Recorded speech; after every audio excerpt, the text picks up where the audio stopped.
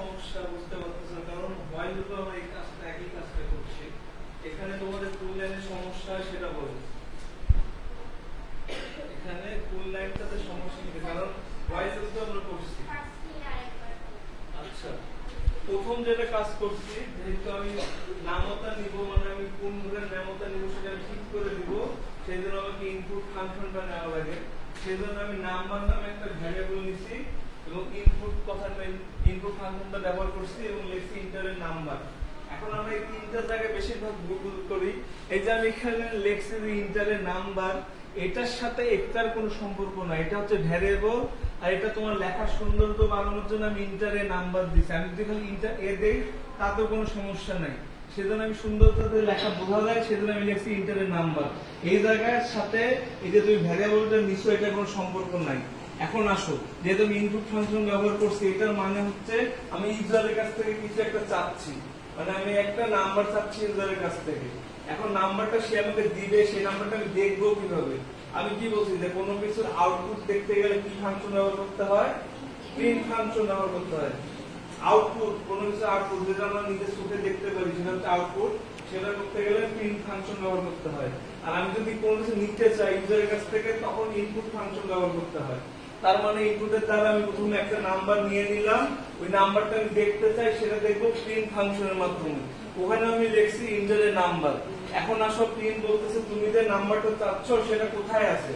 এখন আমার উপরে যে লাইনটা আছে নাম্বার ইকুয়াল ইনপুট নেওয়া আছে, সেই নাম্বারটা ওকে বলতেছে যে আমাকে চাচ্ছে, কারণ আমার ভিতরে ইনপুট ফাংশনটা ব্যবহার করা হয়েছে, সেই জন্য আমি কমা দিয়ে নাম্বারটা নিছি। আর 3 লাইনে হচ্ছে আমি কি বলছি, যখন আমরা ইনপুট ফাংশন ব্যবহার করি তখন সেটা স্ট্রিং এ কনভার্ট হয়ে যায়, মানে ইনভার্টেড কমার ভিতরে যা কিছু লিখি সবকিছু স্ট্রিং। আর স্ট্রিং এ যদি হয়ে থাকে তখন আমরা যোগ বিয়োগ গুণ ভাগ কিছুই করতে পারি না।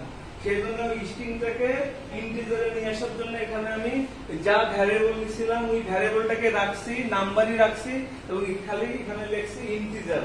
আইএনটি কথাটা লিখছি, কথাটার ভিতরে ব্র্যাকেট দিয়ে ওই নাম্বার কথাটা লিখছি। তার মানে আমি বলতেছি আমার নাম্বার যেটা ছিল, যেটা ইনপুট ব্যবহার করছিলাম, যেটা স্ট্রিং এ চলে গেছিল, সেটাকে এই ইন্টিজারের মাধ্যমে আমি ইন্টিজারে নিয়ে আসছি।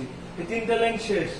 এখন আমি ওখানে কি করছিলাম, হোয়াইল লুপে যে প্রথমে একটা ভ্যারিয়েবল নিয়ে নিয়েছিলাম, যার একটা মান দিয়েছিলাম, i এর মান কত দিয়েছিলাম, 1 দিয়েছিলাম।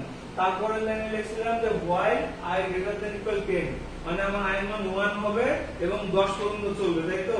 এখানে সেম, এখানে ফর লুপ ব্যবহার করছি এবং একটা ভ্যারিয়েবল নিয়েছি, ভ্যারিয়েবল ই এ, এবং ওখানে লিখছি ইন রেঞ্জ, মানে আমার রেঞ্জের মধ্যে, রেঞ্জটা হচ্ছে একটা ফাংশন, এবং ব্র্যাকেট দিছি যে আমার এই ফাংশনটা 1 থেকে শুরু হবে 10 পর্যন্ত চলবে। এখানে আমি 11 দিছি, কারণ আমি আগে বলছি যে যেটা পর্যন্ত দেখতেছি আমাকে এক ঘর করে আগে দিতে হয়।